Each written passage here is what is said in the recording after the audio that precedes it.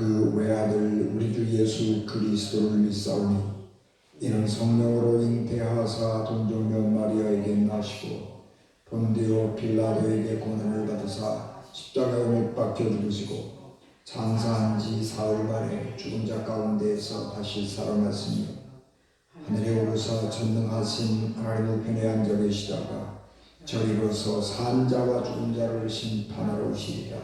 성령을 믿사오며 거룩한 공회와 성부가 서로 통하는 것과 죄를 사하여 주시는 것과 몸이 다시 사는 것과 영원히 사는 것을 믿사옵나이다. 아멘.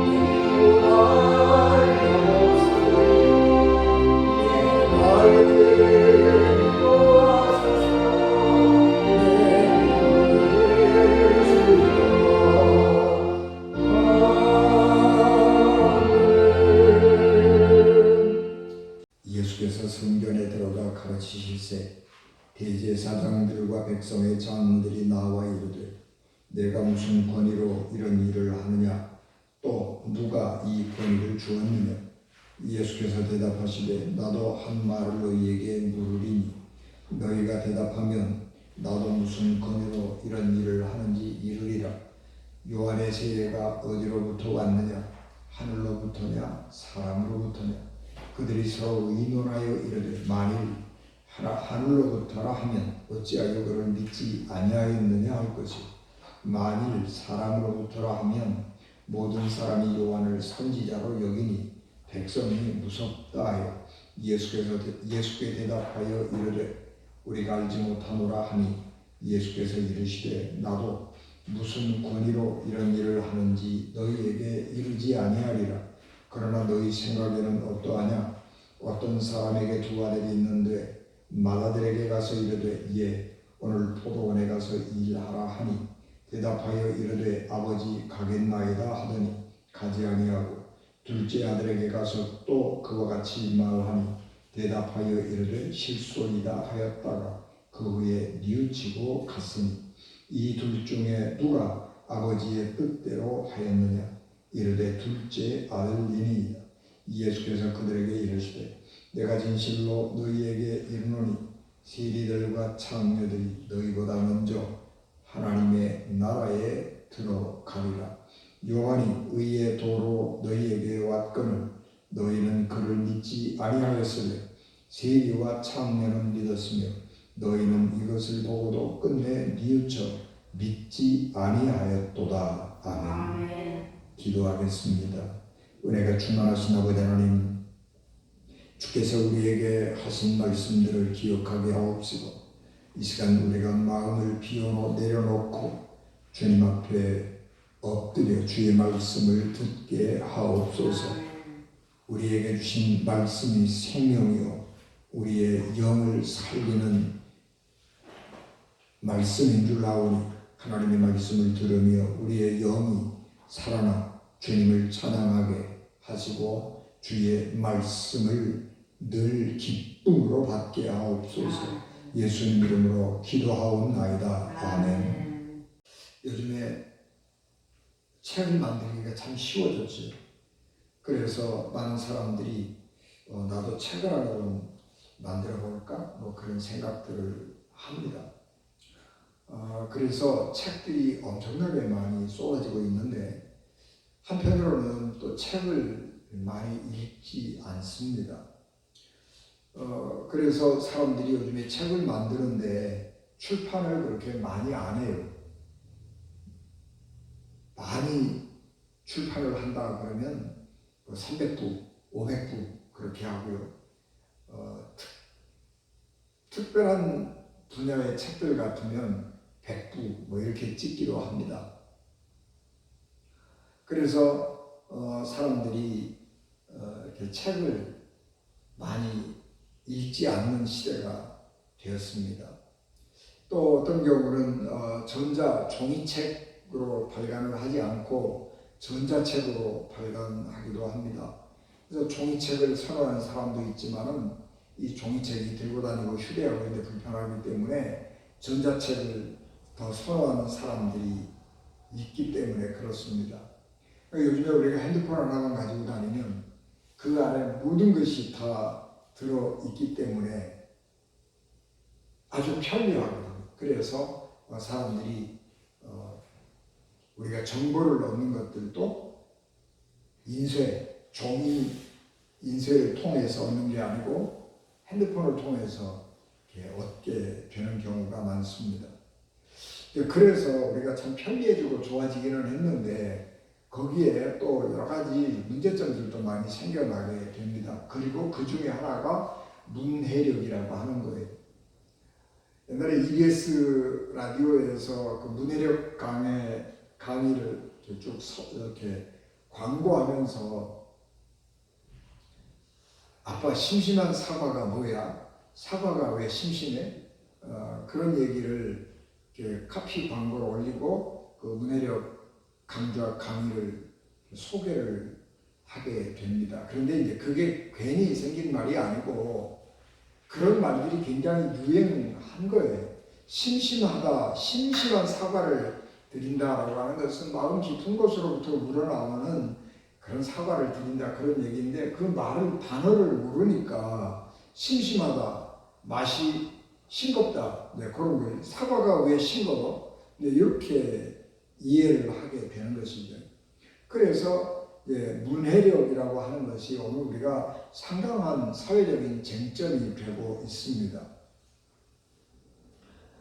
그래서 우리에게 이런 것들이 주는 게 뭐냐 그러면 글을 정확하게 읽고 그 의미까지 정확하게 분석하고 이해한다고 하는 것이 얼마나 귀한가 그런 것들을 우리에게 알려주고 있습니다.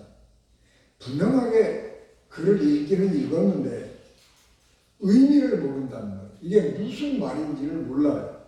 글을 읽었는데 네가 이게 무슨 내용인지 잠깐 간단하게 요약을 해봐라 그러면 이게 요약이 안 된다는 거예요.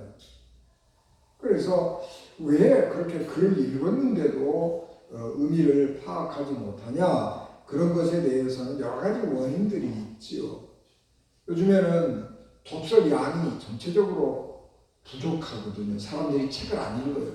그러니까 책을 읽고 자기가 이해하고 그것을 표현하고 이런 방법들을 많이 잃어버린 거예요. 그런 능력이 많이 떨어졌어요. 그래서 독서량이 부족하고 그리고 어휘력이 많이 부족해요. 그래서 단어가 무슨 뜻인지를 잘 몰라요. 또 하나는 우리 한국은 한자 문화권에 속해 있어서 한자를 알아야 단어의 뜻을 정확하게 아는 경우가 참 많은데 한자를 모르니까 이게 단어의 뜻이 정확하게 이해가 잘 안 되는 그런 경우들도 있습니다. 그런가 하면 요즘에는 지식이 막 폭발하면서 새로운 용어들이 엄청나게 많이 나타나게 됩니다.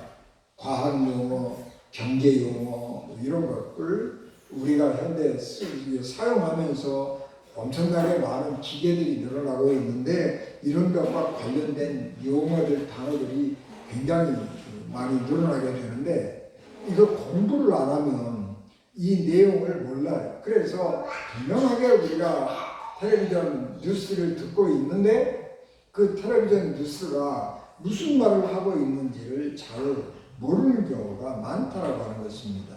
그래서 우리가 이제 전체적으로 책을 읽고 이해하는 그런 능력이 많이 떨어지고 있는데 정말로 왜 책을 읽고 그 내용을 그렇게 잘 이해하지 못하느냐 그러면 전체적으로 공감 능력이 떨어지기 때문에 그래요. 책을 읽었는데 저자가 무슨 의도를 가지고 이 책을 썼는지, 이 글을 쓰고 있는지를 생각을 잘 안 하는 거예요. 그냥 글자는 읽었는데 그래서 내용을 몰라요. 이 글이 내게는 어떤 의미가 있는지 그런 것에 대해서 사람들이 별로 관심을 안 가지고 있는 거예요. 그러니까 공감 능력이 떨어지고 상대방에 대한 이해력, 포용력 이런 것들이 떨어지기 때문에 분명하게 글은 읽었는데 그 내용이 무슨 말인지를 잘 못 알아듣는 시대가 됐다. 그런 얘기입니다. 그래서 우리가 이 문해력이라고 하는 것을 넓히기 위해서는 상대방을 이해하는 태도, 상대방을 공감하고 상대방의 인식과 연결된 모든 문제를 우리가 함께 어울려서 생각하지 않으면 이 문제를 해결할 수가 없다라고 하는 겁니다. 그래서 우리가 전체적으로 사고의 폭을 넓혀가야 하는 것입니다. 예수님께서 이 땅에서 복음을 전하실 때에 가장 격렬하게 충돌했던 사람들이 누구냐 그러면 바리새인들, 서기관들 이런 사람들이에요. 이런 사람들하고 예수님이 끊임없이 충돌을 했는데 그 이유는 뭐냐 그러면 서기관, 바리새인, 제사장 이런 사람들은 말로는 하나님을 잘 믿는다고 그러고 하나님의 말씀에서 어긋나지 않으려고 행동을 조심해서 잘 하는 거예요. 그런데 그 사람들은 어떻게 하면 내가 하나님을 잘 섬기고 또 다른 사람들을 하나님을 잘 섬기는 대로 인도해서 하나님께 영광을 돌릴까? 그런데 관심이 있지 않고 이 종교를 이용해서 자기의 권위를 더 높이고 이 종교를 이용해서 자기의 명예욕을 더 과시하고 자기의 권력을 강화하려고 하는 노력들을 더 많이 한 것입니다. 그래서 종교가 사람들에게 기쁨이 되고 사람들에게 힘이 되는 것이 아니고 종교가 사람들에게 무거운 짐이 되고 종교의 말씀대로 순종을 하면 오히려 자유로워지는 것이 아니고 삶이 하나로 불편해지고 억눌리는 그런 부작용을 가져오게 된 것이죠. 그래서 예수님께서 바리새인과 서기관들을 향해서 신앙생활 그렇게 하지 말고 다른 사람들에게 신앙생활 그렇게 하라고 가르치지도 말고 오직 어떻게 하는 것이 하나님을 기쁘시게 하는 것인가 하는 것들을 생각하고 신앙생활을 해라. 그렇게 말씀을 하신 것입니다. 그렇기 때문에 이 바리새인 서기관들하고 예수님하고는 격렬하게 충돌이 일어날 수밖에 없었던 것입니다.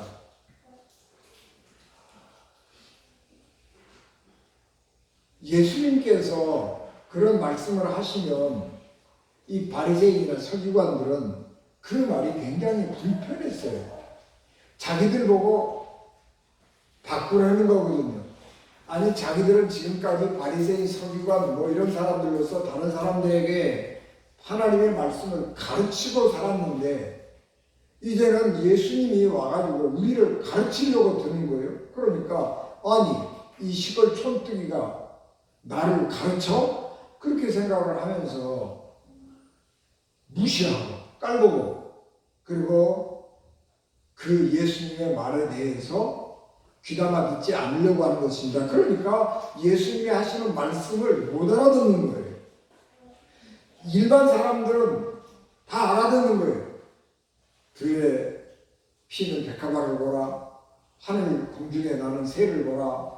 그러면서 하나님의 말씀을 전하는데 사람들은 다 알아듣는단 말이에요. 예수님께서 한 농부가 나가서 씨를 뿌릴 때 어떤 씨는 돌짝밭에 떨어지고 어떤 씨는 길바닥에 떨어지고 어떤 씨는 좋은 밭에 떨어져서 큰 결실을 맺는다. 이렇게 예수님이 가르치면 농사 짓는 사람들이 일반 가난하고 못 배운 사람들도 다 그 말이 무슨 말인지 알아듣는데 서기관과 바리새인들은 그 말이 무슨 말인지를 못 알아듣는 거예요. 그래서 이 예수님의 이 가르침과 서기관과 바리새인들의 가르침은 충돌하면서 항상 말썽이 일어났고 결국은 그래서 예수님이 십자가에 달려 돌아가시게 되는 결과를 가져오기도 하는 것입니다. 예수께서 예루살렘에 올라가셨습니다. 그런데 그때는 남들이 안 하는 일을 하는 것입니다. 성전에 들어가실 때에 사람들이 얼마나 많아요. 길이 얼마나 복잡해요. 그런데 거기 굳이 예수님이 나귀를 타고 또 제자들이 무더기로 거기서 오미하고 그러고 가고 그러니까 많이 불편을 끼쳤죠. 성전 안에 예수님이 들어가셨는데 성전 안에 들어가 보니까 장사하는 사람도 있고 돈 바꿔주는 사람도 있고 여러 가지 사람들이 있고 종류의 사람들이 있는 거예요. 그러니까 예수님께서 그 돈 바꿔주는 사람들을 다 내쫓으시고 거기 성전에 제사 지는 사람들에게 재물을 팔고 있는 장사꾼들도 다 내쫓아버리시고 그리고 성전에서 이러면 안 된다. 그리고 설교하시는 거예요.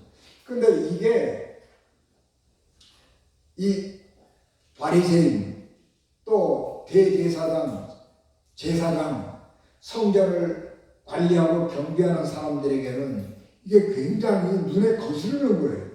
아니 성전 질서 책임은 자기가 지는 것이고 성전 예배는 자기들이 주관해서 드리는 것이고 성전에서 설교하고 하나님의 말씀을 전하고 가르치는 것은 자기들이 책임을 지고 있는 것인데 어떤 한 젊은이가 오더니 갑자기 자기가 성전 안에서 설교를 하고 하나님은 이렇게 믿어야 된다고 가르치고 거기 안에서 장사하는 사람들 다 하나님의 성전에서 어떻게 장사를 하고 성전을 장사판으로 만들어서 이익을 취하고 그러느냐. 여기는 예배만 드리는 것이고 하나님을 섬기는 것이야. 그리고 호통을 치는 거예요. 그러니까 이게 뭐지? 그러고 당황해 있다가 다음날 예수님께서 또 성전에서 설교를 하고 사람들에게 하나님의 말씀을 가르치니까 서기관들 또 바리새인들 제사장들 이런 사람들이 예수님 앞에 오는 거예요. 유대인 랍비도 아니고 저 시골뜨기 청년이 와가지고 성전에서 가르치니까 야, 너 누가 이런 일을 할 수 있도록 권한을 줬냐? 성전 안의 질서는 성전 수비대가 담당하는 것이고 성전에서 장사하도록 권한을 준 것은 제사장들이 주어서 거기에서 제사 지내고 헌금할 수 있도록 돈을 바꿔주고 재물을 파는 것인데 그래서 우리가 그 권한을 그 장사하는 사람들에게 주어서 할 수 있게 했는데 너는 무슨 권한으로 그 사람들을 다 쫓아내버리고 네가 뭔데 성전에서 하나님의 말씀을 가르치냐? 그리고 예수님에게 항의를 하는 거예요. 그러니까 예수님이 그 사람들에게 질문을 던집니다. 내가 질문하면 대답을 해봐. 그러면 나도 대답할게. 그리고 예수님께서 요한이 요한강에서 세례를 베풀었는데 그리고 요한이 유대 광야에서 하나님의 말씀을 전했는데 요한은 무슨 권위를 가지고 그렇게 했느냐? 누가 요한에게 세례 줄 권위를 주었고 누가 요한에게 하나님의 말씀을 전하는 권위를 주었느냐? 대답해봐라. 그러면 나도 대답할게. 그렇게 예수님께서 질문을 던졌습니다. 그러니까 이 제사장들하고 이 서기관 이런 사람들이 대답을 이럴 수도 없고 저럴 수도 없고 그러니까 우리 대답 못하겠다 그러는 것입니다. 그러니까 예수님이 그래 그러면 나도 얘기 안 해. 그러면서 질문을 하나 더 하는 거예요. 어떤 부잣집에 두 아들이 있었는데 아버지가 어느 날 큰아들 보고 야 오늘 포도원에 가서 일 좀 해라 그랬더니 이 큰아들이 예 가서 일하겠습니다. 그리고 안 갔어요. 둘째 아들에게 아버지가 가가지고 야 오늘은 포도원에 가서 일 좀 해라. 그러니까 둘째 아들이 아유 안 돼요. 나 오늘 바쁜 일 있어요. 오늘은 안 됩니다. 그리고 거절했어요. 그래서 아버지가 갔는데 가만히 둘째 아들이 생각해 보니까 아버지 말씀에 좀 불순종하니까 그래서 자기 일정 다 미루고 조절하고 포도원에 가서 일을 했어요. 그러면서 이 두 아들 중에 누가 아버지의 말씀에 순종한 아들이냐? 그리고 질문을 하니까 그때는 이 바리새인 제사장 이런 사람들이 대답을 하는 거예요. 둘째 아들이지요. 말로는 아니요, 나 바빠요. 그렇게 얘기를 했어도 회개하고 아버지 말씀에 순종해야지. 그리고 포도원에 가서 일을 한 아들이 아버지 말에 순종한 거고 아버지 말을 따른 것이다. 큰아들은 말로는 아버지 예 그렇게 하겠습니다. 그렇게 했는데 말로는 앞에는 그래 놓고 자기 일로 가버리고 아버지 말씀을 했다는 거예요. 이거는 말로는 아버지 예 순종하겠습니다 했지만 실질적으로 순종을 안 했고 말로는 아니요 그랬지만 실질적으로 둘째 아들은 순종을 했고 그래서 순종하는 아들은 누구냐? 하나님 아버지의 말씀에 실천한 사람이 순종한 아들이다. 그래서 의견의 일치가 모아진 겁니다. 예수께서 그럴 때 이렇게 말씀합니다. 그래.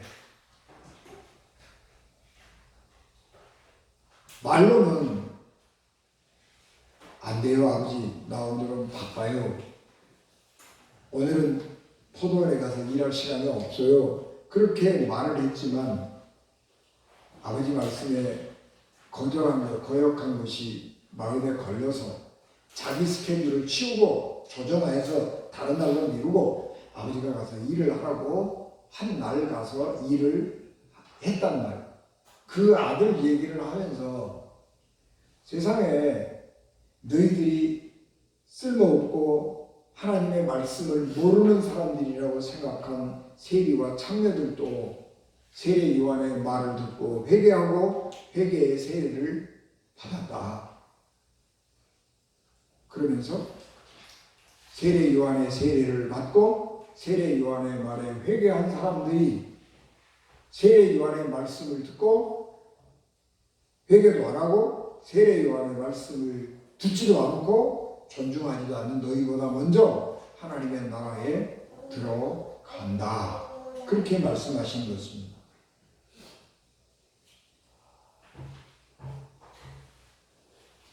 회개한다라고 하는 것은 말로 내가 잘못했습니다. 그렇게 말하는 것을 포함해서 회개한다라고 하는 것은 자기 내면의 삶을 끊임없이 들여다보는 거예요. 그러면서 내게 뭔가가 잘못된 게 있지 않나 라고 하는 생각을 하는 것입니다. 회개라고 하는 것은 기본적으로 자기의 생각을 늘 살펴보는 거예요. 내 내면에서 어떤 일들이 일어나고 있는가 하는 것들을 살펴보면서 이거는 내가 개선해야 되겠다. 이거는 내가 바꿔야 되겠다. 그런 생각을 늘 하는 것입니다. 그것이 회개예요. 그렇기 때문에 우리 그리스도인들에게 있어서 회개라고 하는 것은 한 번 회개하고 끝나는 것이 아니고 일상의 삶에서 늘 돌아보고 반성하고 그렇게 하는 것입니다. 그래서 우리가 기독교적인 용어로 회개 그런 말을 쓰기는 하지만 우리가 일상 용어로는 반성 이런 것처럼 쓸 수가 있는 거죠. 그래서 자기의 삶을 늘 들여다보고 반성하고 내가 이렇게 살아서는 안 되지. 하나님의 뜻대로 살아야지. 그리고 돌이키는 것. 그것이 회개라고 하는 것입니다. 여러분 우리가 무엇을 하든지 나와 관계를 지어봐야 되는 거예요. 아까 제가 서두에 문해를 얘기를 했잖아요. 왜 사람들이 글을 읽고 그 내용을 그렇게 잘 파악을 못하냐 그러면 이 저자와 공감을 안 하기 때문에 그러는 거예요. 저자가 무슨 말을 하려고 했는가를 생각을 하면서 읽어야죠. 책을. 이 저자가 하고 싶은 말이 뭔가 그거를 알아야 책 내용을 얼마나 읽을 수 있잖아요. 이해할 수 있는 거잖아요. 마찬가지로 우리가 하나님의 말씀을 읽으면서도 하나님의 마음을 내가 이해하지 못하고 문자적으로만 글만 줄줄 읽으면 영적인 문맹자가 되는 것입니다. 그래서 성경을 읽을 때에도 하나님의 이 말씀을 통해서 내게 무엇을 말씀하시는지, 그래서 내가 이 말씀을 읽고 내 삶에 무엇을 어디를 고쳐야 될지를 생각을 하면서 읽어야 되는 거예요. 그래야 영적 문맹자가 안 된단 말이에요. 성경을 읽으면서 그래서 하나님을 이해할 수 있게 되고 하나님을 알 수 있게 되는 것입니다.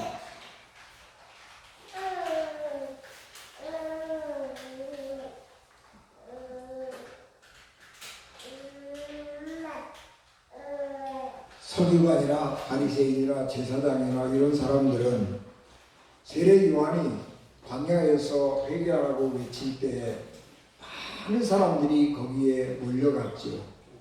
그런데 그것은 나하고 상관이 없는 일이라고 생각하는 거예요. 나는 성전 안에만 머물러 있으면 되는 것이고 여기에 있으면 된다고 생각을 하고 성전 바깥에 일어나는 일에 대해서는 우리하고 아무 상관이 없는 얘기고 하나님을 섬기는데 우리가 제일 잘 섬기고 있지, 내가 지금 하나님을 제일 잘 섬기고 있지, 그리고 관심조차 두지 않는 거예요. 그러니까 회개하라 그렇게 말씀할 때에 자기들은 회개할 거리를 찾지 못하는 거예요. 서기관과 바리새인들이 가장 큰 문제점이 뭐예요? 자기는 회개할 일이 없다고 생각하는 거죠. 나는 하나님을 잘 믿고 있기 때문에 나는 하나님 앞에서 회개할 일이 없어. 나는 아니고 저 사람들은 회개를 해야 돼. 그렇게 생각하는 거라면, 그러니까 하나님의 나라에 들어가지 못한다고 예수께서 말씀하시는 것입니다.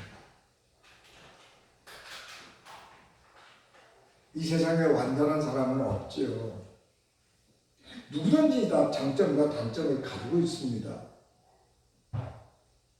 그렇기 때문에 사람들은 자기의 단점을 개선하기 위해서 노력을 많이 해야 하는 것입니다. 바리새인이나 제사장들은 하나님의 말씀을 잘 알고 실천하고 있는 사람들입니다. 그럼에도 불구하고 그들 속에도 허점은 있는 거예요.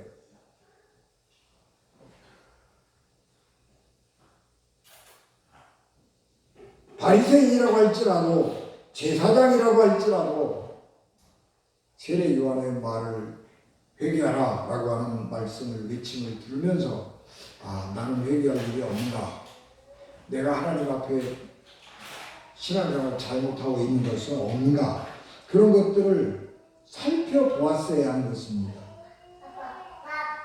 그런데 그들은 안 했어요. 다른 사람들의 잘못을 지적하는 일에는 굉장히 능숙했지만 자기의 잘못을 들여다보는 일에는 아주 익숙하지 못해 서툴렀어요. 생각조차도 잘 안 하고 살았어요. 그러니까 예수님께서 너희들 그렇게 하면 천국 못 간다, 그렇게 말씀을 하는 것입니다.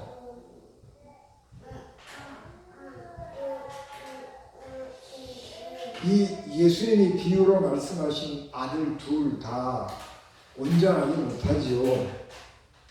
아버지가 야 오늘은 포도원에가 할 일이 참 많다, 그러니까 가서 일을 좀 도와라. 그러고 아버지가 말하면 예, 그렇게 하고 가서 순종을 하면 그게 옳은 거죠. 말도 순종하고 행동으로도 순종하고, 그러면 그게 아버지 말씀에 순종한 아들이죠. 그런데 두 아들과 하나는 예 그러고 안 했고 하나는 아니요 그러고 했어요. 아버지 말에 다 거역한 거예요.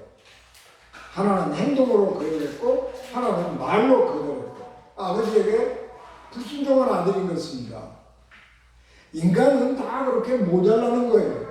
어느 한쪽은 부족한 겁니다. 그러나 우리가 그런 부족한 것 때문에 하나님 나라에 못 가는 것이 아니고 자기 자신을 들여다보고 살피고 내 삶을 개선하기 위한 노력이 없기 때문에 천국에 못 가는 것입니다. 하나님은 우리 보고 너희들 완전한 사람이 되어라, 너희들 완벽한 사람이 되어야 된다 그렇게 말씀하시지 않습니다. 인간은 완전할 수도 없고 인간은 완벽할 수도 없어요. 어디엔가 하나쯤은 문제를 가지고 있다고요. 그런데 그 문제점을 자기가 파악하고 깨닫고 알아차리고 반성하고 회개하고 하나님께로 돌아가는 그런 끊임없는 노력들이 있어야 하는 것이고 하나님은 그것을 원하시는 것입니다.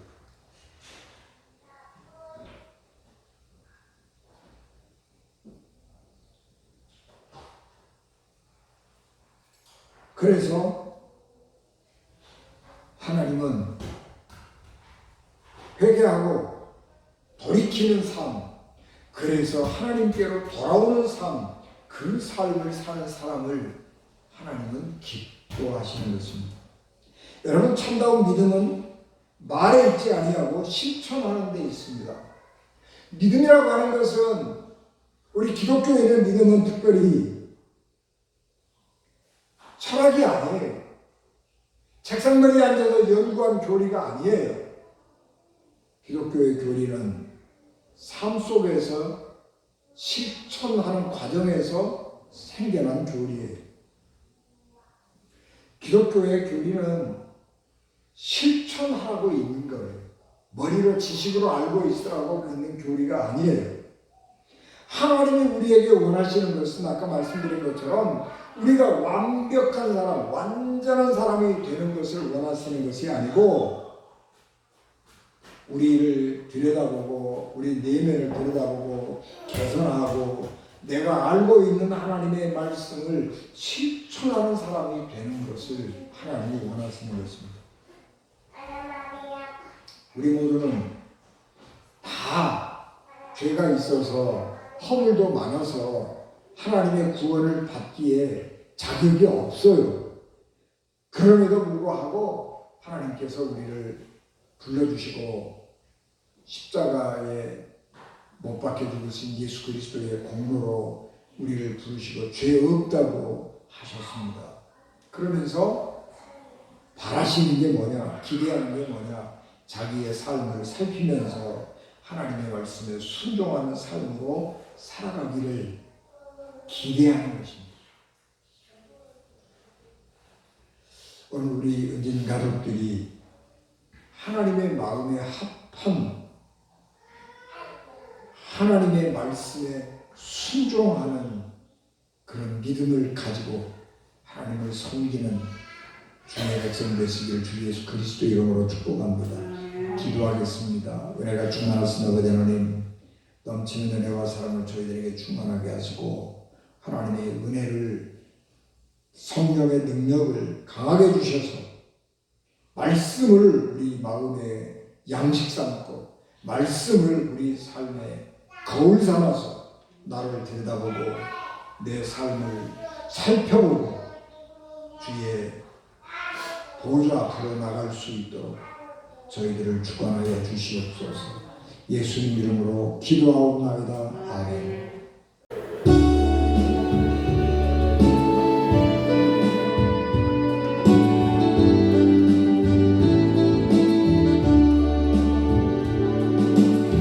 진실하게